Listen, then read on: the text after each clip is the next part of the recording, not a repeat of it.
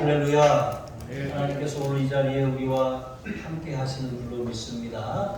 하나님의 은혜와 평강이 여러분의 삶에 함께 하시기를 주님의 이름으로 축복합니다. 오늘은 한 몸 공동체라고 하는 제목으로 하나님의 말씀을 전하겠습니다. 여러분, 우리 몸은 여러 지체들로 이루어져 있어요. 그렇지만 그 지체들이 서로 유기적으로 연결되어서 한 몸을 이루는 것입니다.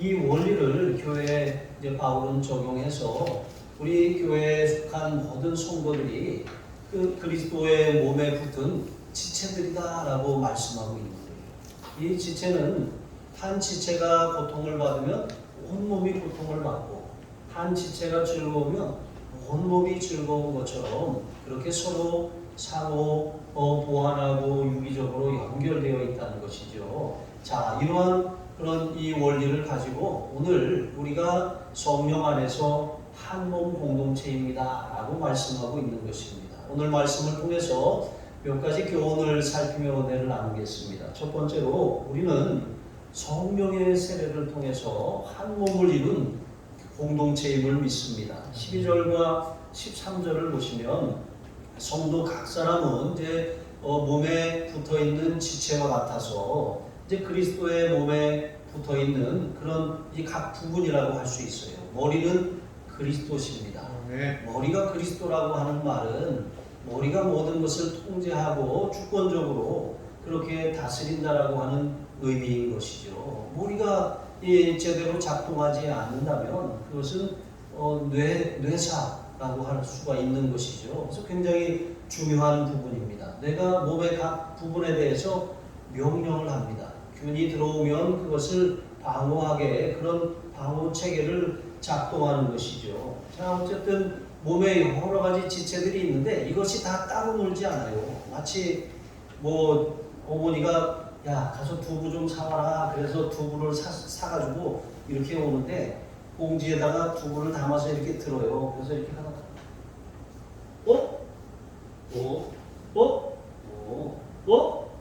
이렇게 하는 것처럼 무슨 말인지 아세요? 한 손에 들고 이렇게 손을 왔다 갔다 하면서 이게 두부가 보이면 있는 줄로 알고 안 보이면 어디 갔지?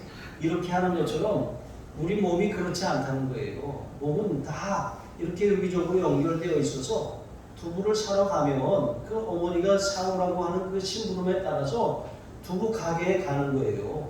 그리고 가서 돈을 지불하고 두부를 사서 봉지에 담아서 그걸 들고 집으로 오는 것이죠. 이런 모든 기능이 우리 몸 전체가 그렇게 행하는 그런 기능이라고 할 수가 있는 것이죠. 여기 그리스도도 그러하다라고 말씀하고 있는 것은 그리스도를 중심으로 교회라고 하는 공동체가 그렇게 다 서로 연결되어 있어서 그리스도께 우리가 다 순종하기 시작할 때, 그리스도께 권위를 드리고 질서를 드리고 그리스도께 순종하기 시작할 때 교회가 유기적으로 기능하면서 제대로 그렇게 움직일 수 있다는 그런 의미인 것입니다. 교회는 다양한 사람들이 있어요. 그런데 다양한 사람들이 있습니다. 그런데 목욕탕에 가면 우리가 다 아무것도 입지 않고 들어가지 않습니까? 탕 안에. 그런 것처럼 교회 안에 우리가 이렇게 들어오면 사회적인 어떤 배경이나 경험이나 어떤 이력이나 이런 것들을 따지지 않습니다. 그게 중요한 것이 아니라 우리는 다 성령으로 세례를 받은 사람들이, 성령을 마시는 사람들입니다. 예수님을 주와 그리스도로 고백하면 우리가 하나님의 자녀가 되는 권세를 얻는데 그 고백한다고 뭐가 갑자기 자녀가 되나 이렇게 생각할 수 있어요. 하지만 믿음의 고백 위에 성령이 역사하시는 거예요. 예수님께서 니고데모에게 사람이 물과 성령으로 나지 않냐면 하나님의 나라를 볼 수 없느니라 이렇게 말씀하셨죠. 그러니까 우리가 물과 성령으로 세례를 받았어요. 물 세례는 이 물 세례를 받는다고 우리가 구원을 받는 것은 아니에요. 하지만 예수님을 주와 그리스도로 바로 고백하는 사람들이 이제 그가 구원받았다라고 하는 그런 의미로 물 세례를 통해서 교회 앞에, 회중 앞에, 하나님 앞에 공식적으로 선포하는 것이죠. 그런데 이 예식을 믿음으로 행하고 믿음으로 받으면 그 순간 성령께서 역사하셔서 성령으로 그 사람을 새롭게 하시는 거예요. 물과 성령으로 그 순간 거듭나게 되는 것이죠. 이처럼 세례를 통해서 우리는 씻음 받고 새로워졌어요. 우리는 새로운 존재가 됐습니다.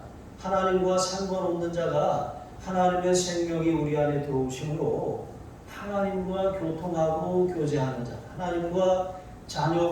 하나님의 자녀가 된 그런 하나님과의 관계가 회복된 것입니다. 자, 이렇게 세례를 통해서 성령께서 우리 안에 들어오셨어요. 성령님은 그리스도의 영입니다. 그리스도의 영이 우리 안에 오셨어요. 그리스도의 영은 아들의 영이죠. 아들의 영, 그 아들의 영으로 말미암아 우리는 예수님과 이제 인격적으로 교제할 수 있게 된 것이죠. 볼지어다 내가 문 밖에 서서 두드리노니 누구든지 내 음성을 듣고 문을 열면 내가 그에게로 들어가 그와 더불어 먹고 그는 나와 더불어 먹으리라. 문을 연다라고 하는 것은 주님을 인격적으로 만났다는 거예요. 모셨다는 거예요. 영접했다는 것입니다. 그 영접한 다음에 우리가 주님과 교제가 시작되는 거예요. 더불어 먹는 그런 것은 이제 교제하는 것이죠. 우리는 기도와 말씀을 통해서 예배 가운데 하나님을 예배하고 또 주님과 교통하고 교제하게 되는 것입니다. 자, 이렇게 우리는 다 성령을 마시고 성령의 세례를 받음으로 한 몸 안으로 들어왔어요. 그렇게 성령 공동체, 한 몸 공동체가 되는 것이 바로 우리라고 하는 것이죠. 자, 이렇게 그리스도 안에서 한 가족이 됐습니다. 그런데 고린도 교회는 어떻습니까? 많은 은사들이 나타난다라고 하는 거, 그들이 성령님이 그들과 함께 하시고 성령을 받았다는 거잖아요. 성령은 우리가 예수님을 영접할 때 우리 안에 들어오셔요. 내주하십니다. 그리고 성령님은 우리 곁에서 도우시는 보혜사이십니다. 그리고 성령님은 우리 위에 임재하셔서 기름을 부으시는 그런 하나님의 거룩한 능력입니다. 그래서 여기 이 거룩한 기름 부으심을 통해서 은사가 나타나고 그 은사가 개발되고 그 은사를 통해서 주님의 몸된 교회를 세우고 하나님을 섬기고 이웃을 섬기는 그런 사명을 제대로 감당할 수가 있게 되는 것이죠. 자, 그런데 은사가 나타난다는 것은 그들 가운데 성령이 임했다는 거잖아요. 그런데 문제가 무엇이냐? 그 은사를 주신 분이 성령님이고 은사의 기원이 성령님이시잖아요. 그런데 그들은 그 은사를 받아서 주님의 몸된 교회를 제대로 기능하도록 잘 돌보는 것이 아니라 어떻게 했습니까? 서로 분열하는 거예요. 서로 다투고 내 은사가 최고라고 하고 너는 쓸데없다고 말하는 것입니다. 너는 쓸모없다고 말하는 것입니다. 내 몸에 불필요하다고 말하는 거예요. 여러분, 이러한 일들이 고린도 교회에 일어나는 것을 보면 그들이 성령으로 시작해서 육신으로 그렇게 살고 있다라고 하는 것이죠. 여러분, 우리도 마찬가지입니다. 우리 안에 성령이 계셔요. 성령님 우리의 걸음을 인도하시고 우리를 도와주셔요. 성령님 우리 위에 임재하여 주셔서 우리를 능력 있게 하시고 힘 있게 하시고 또 우리의 삶에 역사하셔서 증거들이 있게 하시는 것입니다. 그런데 이런 은혜가 있는데도 불구하고 여전히 우리는 육신을 입고 있잖아요. 우리의 실체가 무엇입니까? 우리는 이 몸을 가지고 있는 영혼이라고 할 수가 있습니다. 우리의 몸은 흙으로 돌아가요. 나중에 예수님이 재림하실 때 신령한 몸으로 다시 번입게 될 것입니다. 그 몸은 다시 죽지 않고 썩지 않습니다. 다시 고통하거나 병드는 것도 없어요. 여러분, 이렇게 우리는 이제 영적으로 거듭났을 뿐만 아니라 몸의 부활을 예수님의 재림 때에 그렇게 체험하게 될 것입니다. 그런데 이렇게 우리가 몸의 부활을 경험하기 전까지 우리는 여전히 육신 안에 살고 있잖아요. 그러니까 육신에 연약함이 있다라고 하는 거예요. 피곤하기도 하고 또 분노하기도 하고 또 어떤 욕구에 끌리기도 하고, 그렇지만 이런 자연스러운 현상을 넘어서 그것이 어떤 죄를 짓는 데까지 나아가거나 그것이 하나님을 대적하거나 또 그것이 제멋대로 함으로 말미암아 정말 이 교회 안에서 문제를 일으키고 자기 마음대로 그렇게 하는 그런 상황이 벌어질 수 있다는 거예요. 왜? 우리는 사람이기 때문에. 그래서 때로 금식하고 또 때로는 사도 바울처럼 자기 육체를 쳐서 복종시키고 날마다 나는 죽노라라고 그렇게 예수님 십자가 앞에 자신의 죽음을 선언하고 이렇게 하는 것 아니겠습니까? 자, 이렇게 교회가 많이 모이고 또 크게 부흥하고 또 많은 은사들이 있어요. 많은 은사들이 나타납니다. 그게 고린도 교회예요. 그런데 그렇다고 해서 그 교회가 좋은 교회냐? 그렇지 않다는 거예요. 여러분, 이 세상에 완벽한 교회는 없습니다. 문제없는 교회도 없어요. 그러나 좋은 교회, 완벽을 추구하는 교회는 어떤 교회입니까? 성령님께 육신을 쳐서 굴복시키는 교회예요. 네. 성령 안에서 나는 죽고 주님이 사시는 교회입니다. 내 옛사람은 예수님 십자가에 이미 못 박혀서 죽은 줄로 여기고 성령의 음성에 순종하여 살아가는 교회, 그런 교회가 바로 주님의 교회고 한몸 공동체인 것이죠. 그래서 우리는 무엇을 할 때 항상 기도하고 해야 돼요. 그냥 내 생각이 앞서서 이렇게 해야지 라고 그렇게 할 것이 아니라 그건 육신의 생각이고 마음일 수 있잖아요. 그러니까 우리가 기도해보고 어떤 일을 하면 하나님께서 성령으로 인도해 주시잖아요. 그렇게 할 때 교회가 유기적으로 기능하면서 생명활동을 잘 할 수가 있게 된다는 것이죠. 에베소서 4장 16절 말씀해 보시면 그에게서 온몸이 각 마디를 통하여 도움을 받음으로 연결되고 결합되어 각 지체의 분량대로 역사하여 그 몸을 자라게 하며 사랑 안에서 스스로 세우는가. 여러분, 몸은 각 지체들이 서로 연결되어 있잖아요. 신경과 여러 가지 마디, 이런 근육, 혈관 이런 것들로 연결되어 있어요. 근데 이 마디가 없으면 이게 붙어 있을 수가 없는 거잖아요. 마디로 연결되어 있는 것처럼 우리는 각 지체가 다양한 은사와 다양한 재능과 다양한 그런 성적을 가진 각 사람이 교회 안에서 성령이라고 하는 마디를 통해서 서로 연결된 거예요. 서로 연결되고 결합된 것입니다. 그냥 단지 붙어 있는 것이 아니라 유기적으로 연결되어서 생명활동을 하게 되는 것입니다. 그래서 이렇게 연결된 상태에서 그러면 연결되어 있으니까 이렇게 그 각 지체는 아무런 역할이 없겠네? 그렇지 않잖아요. 각 지체가 어떻게 합니까? 그 분량대로 역사한다고 했어요. 자기 각 기능이 있어요. 눈의 기능이 있고 귀의 기능이 있습니다. 다 눈썹의 기능도 다 있는 것입니다. 요즘에 이거 눈썹 문신하시는 분들도 많잖아요. 그런데 이 눈썹이 하는 기능도 있어요. 그러니까 눈썹이 많이 없어서 문신도 하지만 이게 사실 이 눈썹이라고 하는 것, 몸에 있는 털들이 다 그런 이 기능을 하는 것이 있다는 것이죠.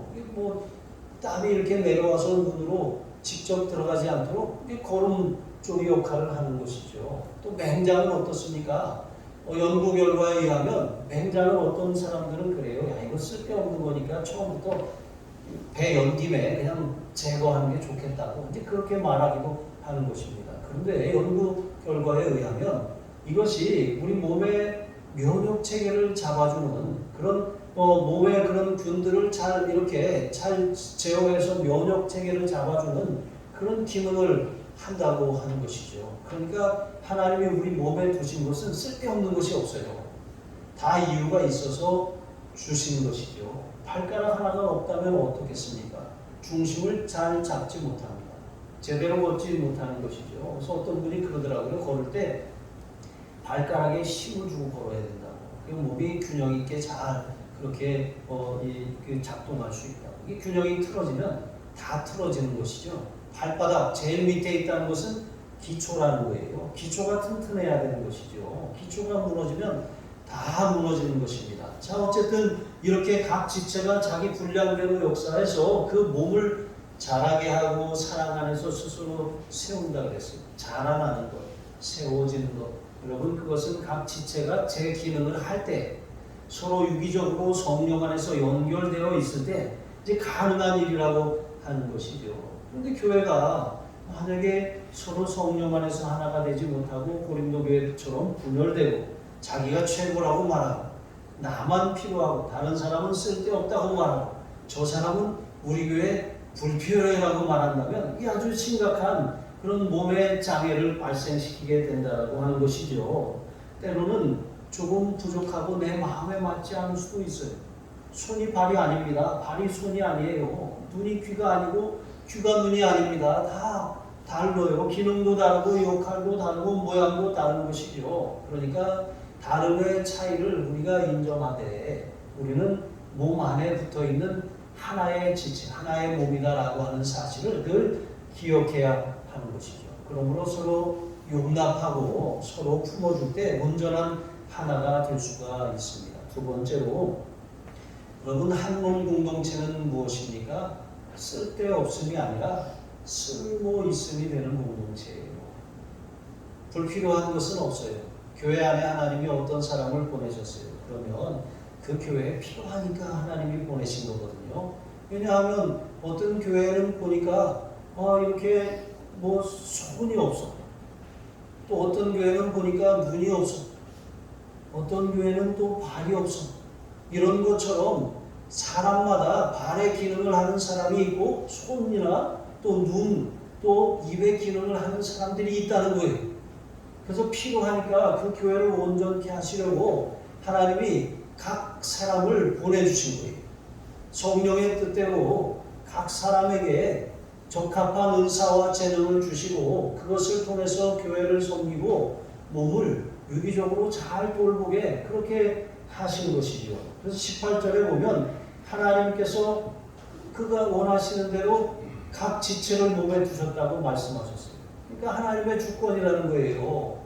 어떤 사람이 왜 저 사람은 왜 여기 있는 거야? 왜 우리 교회에 있는 거야? 여러분, 이렇게 생각하는 것은 자기가 주인이라고 하는 말이에요. 그러나 교회의 주인은 머리는 주님이시잖아요. 그러니까 주님이 주권적으로 다 이유가 있어서 그 사람을 여기에 보내신 것이죠. 그리고 24절에 보시면 하나님이 몸을 고르게 하여 부족한 지체에게 귀중함을 더하셨다고 말씀하고 있는 것이죠. 여러분, 교회에 오면 성령 안에서 다 이게 평균이 되는 거예요. 평균. 다 이렇게 세상 말로 세상 계급장을 다 떼는 곳이 바로 교회인 것이죠. 교회는 다 똑같아요. 하나님 안에 우리는 다 각자 하나님께서 각 사람에게 주신 지체, 하나님이 주신 그 은사와 재능에 따라서 그렇게 그 역할을 감당하도록 붙여주신 것입니다. 이렇게 해서 우리가 생각하기에 어떤 것이 더 귀하고 덜 귀하다, 어떤 것이 좀 연약하고 그러니까 좀 못하다 라고 여길 것이 아니라고 하는 것입니다. 귀가 눈이 아니라고 한다고 여러분 너 가 한다고 갈 수가 있어요? 그렇지 않잖아요. 우리가 예를 들어서 정말 눈 빠지겠네. 여러분, 그런다고 눈이 빠지지 않잖아요. 입이 야 그만 봐, 눈 빠지겠다 라고 이렇게 말한다고 눈이 빠지는 것 아니잖아요. 그러니까 우리가 몸이 아니라고, 넌 우리 몸에 붙어있을 지체가 아니라고 말한다고 그것을 떼낼 수가 없는 거예요. 사막이나 티눈이나 이런 건 떼내야 되겠죠. 그러나 하나님이 본래 우리 몸에 붙여주신 그 지체는 뗄 수 있는 것이 아니라고 하는 거예요. 코로나로 온라인에 우리가 익숙해졌어요. 사람들이 다 스마트폰 세계에 다 갇혀 있습니다.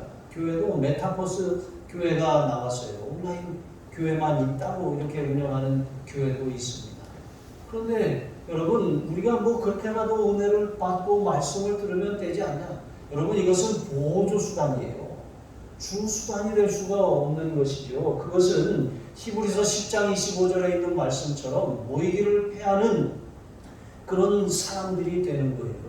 그러므로 우리는 마지막이 가까울수록 더 모이기를 힘쓰고 상황이 좋지 않다고 해서 핑계할 것이 아니라 그럴 때일수록 더 힘써서 모여 기도해야 할 줄로 믿습니다.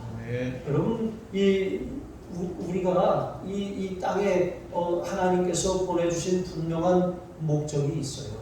우리는 다 하나님께서 이제 우리의 삶을 예수님의 보배로운 피로 구속하시고 하나님의 거룩한 자녀 백성이 되게 하셨어요. 그런데 그 거룩한 자녀, 그 백성은 각자 혼자 신앙생활하고 살라고 하신 것이 아니라 반드시 교회를 통해서 한 몸을 이루라고 그렇게 주님이 우리에게 말씀하신 것이죠. 여러분 모닥불 어떻습니까?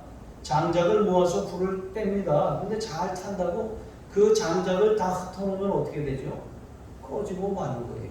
여러분 불은 불 속에서 더 활활 타오르게 되는 것입니다. 그러므로 모이기를 힘써야 한다는 것이죠. 18절로 22절에 보시면 이렇게 하나님께서 이제 하나님이 원하시는 대로 그 교회 공동체 안에 그렇게 여러 지체를 두셨는데 이것은 하나님이 디자인하신 거예요. 사람이 생각하기에 저 사람은 쓸데없어 이렇게 할 수 있는 것이 아니라고 하는 것이죠. 하나님이 필요하니까 그를 거기에 두시는 것입니다. 또 때로는 연약하고 문제가 많은 사람이라고 할지라도 하나님이 그 문제가 거기 필요하니까 거기 두시는 것이다 라고 하는 것입니다. 여러분 어떤 성도는 종일 몸으로 봉사해도 별로 피곤하지 않고 그냥 콧노래가 나오고 지치지도 않는 사람이 있어요. 그런데 또 어떤 성도는 한두 시간 좀 봉사한다고 하면 막 몸이 깔아지고 만사가 귀찮고 입맛도 없어지고 그런 사람도 있어요. 이게 다 사람마다 다 다르다라고 하는 것입니다. 근데 그 다른 것을 넘어서 만약에 몸으로 뭔가를 계속 하기를 좋아하는 사람이 또 몸으로 하는 것을 힘들어하는 그 사람에게 왜 나를 도와주지 않고 그렇게 앉아서 노닥거리고 있냐고 이렇게 말하는데 이 앉아서 노닥거린다고 그렇게 말을 듣는 사람은 새로운 사람한테 이 교회에 잘 적응할 수 있도록 또 그가 가지고 있는 문제를 같이 격려하고 위로하면서 기도해주고 있는데 거기다 대고 왜 나를 돕지 않냐고 이렇게 말하는 것입니다. 그러니까 이 사람은 이 사람대로의 이유가 있습니다. 이 사람도 이 사람대로의 그런 이유가 있는 것입니다. 그런데 이 사람은 또 나름대로 왜 저 사람은 맨날 일만 벌리고 정말 이 연약한 사람들을 돌아보지도 않고 왜 저러는 거야? 분란만 일으키고 여러분 또 이렇게 이 사람은 이렇게 말할 수 있다는 거예요. 그러나 그것이 옳지 않다는 것입니다. 하나님이 각 사람마다 지난주에도 말씀을 드렸던 것처럼 어떤 똑같은 상황과 사건을 맞이하는데도 그것을 대하는 태도가 달라지는데 그 달라지는 그 태도가 그 사람의 은사나 그런 부르심에 따라 다르게 그렇게 다가온다라고 하는 것이죠. 그러니까 틀린 것이 아니라 다른 지체구나. 몸 안에 다른 기능을 하는 지체구나. 저것은 쓸데없는 것이 아니라 모든 사람이 다 입만 있으면 어떻게 되겠습니까? 시끄러워서 견딜 수가 없는 거예요.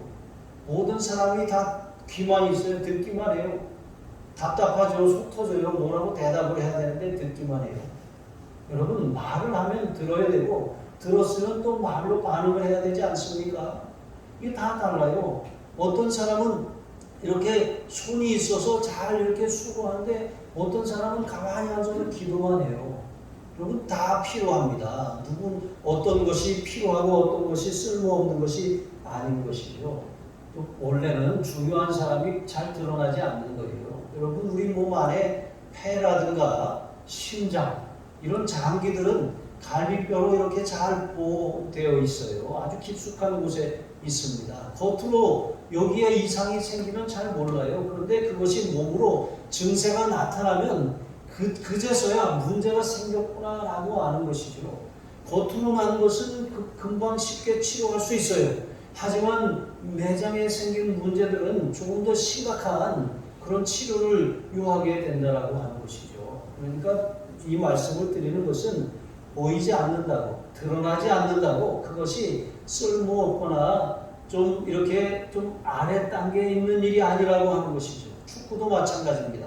축구에서 주목을 받는 사람이 누구죠? 스트라이커 아닙니까? 손흥민 선수와 같은 사람입니다. 그런데 이 축구 경기는 11명이 뛰는 경기예요. 이 11명 안에는 그런 공격수도 있지만 수비수도 있어요. 골키퍼도 있습니다.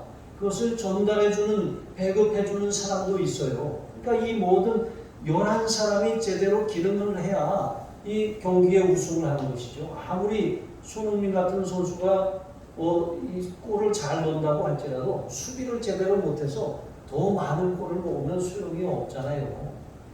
그것을 또 손흥민 선수가 골을 넣을 수 있도록 정확한 장소에 정확한 때에 패스해주지 않으면 아무런 소용이 없는 것입니다. 그러니까 교회는 나만 있어서는 안 되는 거예요. 교회는 항상 우리가 필요하다라고 하는 것이죠. 다른 사람, 저 사람이 하는 저 일이 쓸데없어 보인다고 할지라도 그렇지 않아요. 저 사람이 저 일을 하지 않으면 아무도 그 일을 할 사람이 없는 상황이 되는 것이죠. 그러므로 우리가 다른 사람들을 세워주고 인정할 때 교회 공동체가 한 몸으로 잘 설 수 있다는 것을 기억하시기 바랍니다. 마지막 세 번째로 교회는 서로의 부족함을 채워주고 돌보는 공동체입니다. 23절로 24절에 보시면 덜 귀히 여기는 지체를 더 귀하게 여기고 더 아름다운 것으로 가꾸고 입혀야 한다고 말씀하고 있어요. 이게 뭐 그렇잖아요. 우리가 이제 흠이 있어요. 어떤 사람이 문제가 있어요. 그럼 우리가 그것을 덮어주고 같이 내 문제로 알고 같이 해결해주면 그러면 그게 교회 공동체 전체의 유익이 되고 덕이 되잖아요. 그런데 그것을 험담을 하고 그렇게 부끄럽게 하고 수치를 주면 어떻게 되겠습니까? 그러면 그 사람의 부끄러움이 아니라 교회 전체의 문제고 전체의 고통과 부끄러움이 된다라고 하는 것입니다.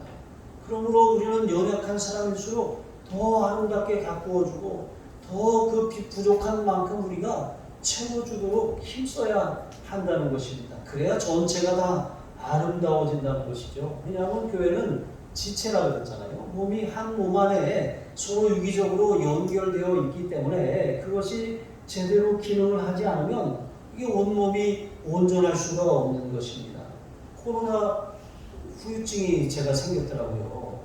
코로나 보니까 무슨 후유증이냐면 팔다리는 얇아지고 배만 나와요.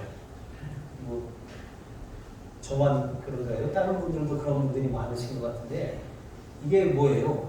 이게 귀찮으니까 만사가 귀찮고 그냥 눕고 싶고 그냥 자꾸 뭘 먹으려고 하고 운동도 안 하고 움직이지도 않고 그러니까 팔다리는 얇아지고 배는 자꾸 나오는 것 아니겠습니까? 그런데 여러분 우리의 몸은 각 지체가 자기 기능을 하고 전체의 유익을 구해야 돼요. 그런데 나만 좋다고 내 배만 불리려고 하면 배는 나오고 팔다리는 얇아지는 것 아니겠습니까? 교회도 마찬가지라는 거예요. 각자가 제 기능을 다하는 우리가 힘을 다하여 수고하는데 그 힘을 다하여 수고하는 그 수고 위에 하나님의 성령이 역사하시는 거예요. 오늘 말씀에 있는 것처럼 하나님이 그 몸을 고르게 해주시는 역사가 일어나는데 그 각자가 자기 몸의 기능을 따라서 그 역할을 충실히 수행할 때 하나님도 역사하셔서 그 몸이 고르게 전체적으로 건강하게 그렇게 하신다라고 하는 것입니다. 몰라. 나 귀찮아. 나 안 해. 이렇게 하고 내가 주저앉아 버리면 전체적으로 몸이 어떻게 되는 것입니까? 몸의 기능이 다운되는 거예요. 여러분 식물이 건강하게 생장하려면 필수 영양소가 필요하대요. 그런데 이 필수 영양소 중에 이 그 한 가지가 부족하면 그 부족한 그 영양소만큼 식물의 전체적인 생장이 이렇게 저하된다라고 하는 거예요. 이거 다 끌어내린다는 것이죠. 아무리 다른 영양소들이 그 식물을 잘 자라게 한다고 할지라도 그 한 가지 결핍한 것이 전체적인 생장을 끌어내린다는 거예요. 이것은 독일의 화학자 리비히라고 하는 사람이 주장해서 리비히의 법칙이라고도 하고 최소율의 법칙이라고도 하는 것입니다. 여러 개의 나무판을 이렇게 이어서 손가락처럼 나무판을 이렇게 이어서 물통을 만듭니다. 그런데 이 물통을 만들었는데 이 나무 판자의 길이가 다 달라요. 새끼손가락처럼 이게 제일 낮은 부분이고 이 검지처럼 제일 긴 그런 이 나무판도 있어요. 그런데 여기 물통에다가 물을 부으면 물이 어디까지 찹니까? 여기 새끼손가락 높이까지밖에 차지 않는다는 거예요.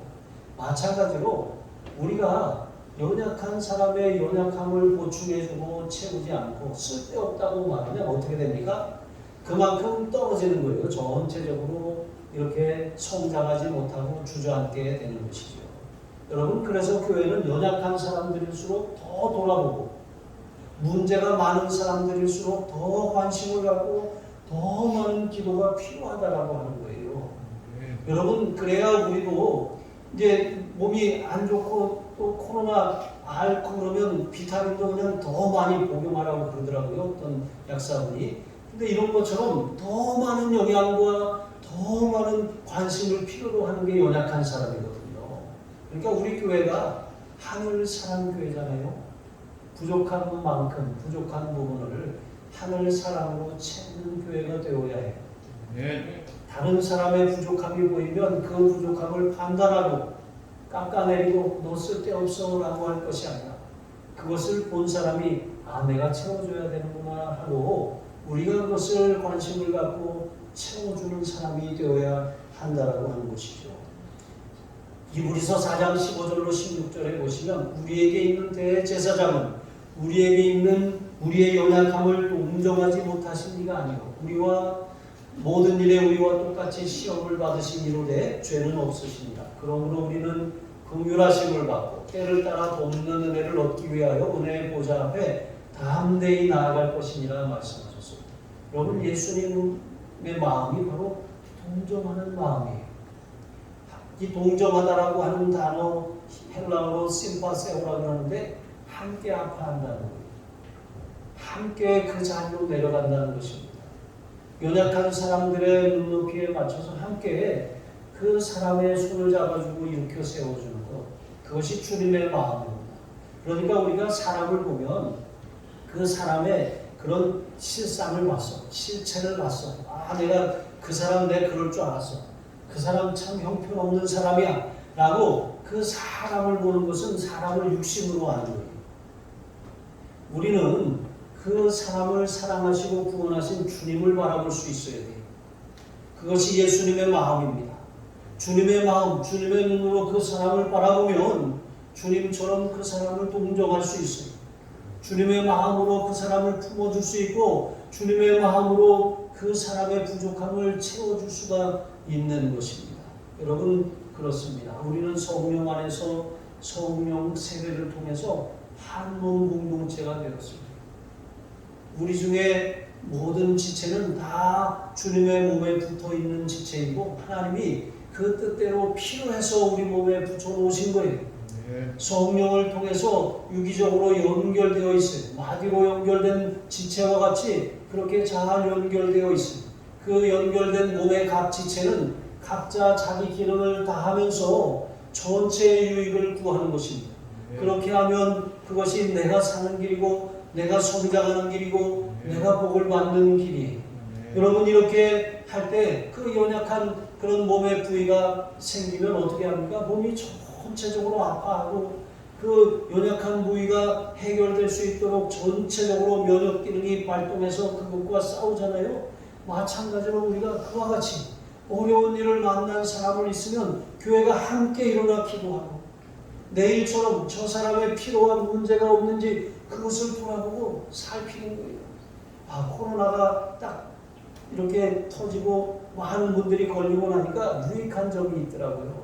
코로나가 생기니까 평상시에는 잘 지내고 잘 살고 계시겠지. 그래서 그냥 신경 안 쓰던 그런 분들, 그런 관계였다가도 서로 뭐 필요를 채워주기 시작하는 거예요. 먹을 것을 갖다 주고 또 위로의 전화를 하고 또 격려를 하고 약을 줘다 주고 이렇게 하는 거예요. 여러분, 이렇게 하는 것, 그 부족함이 보였을 때 그것을 채워줄 줄 아는 것, 그게 바로 주님의 마음이고 주님의 동정입니다. 여러분, 우리가 그와 같은 일들을 잘 감당하는 주님의 마음으로 행할 때 주님께서도 우리의 삶에 돕는 은혜를 주시고 긍휼을 베풀어 주시고 긍휼히 여기는 자에게 긍휼을 입게 하시는 거예요.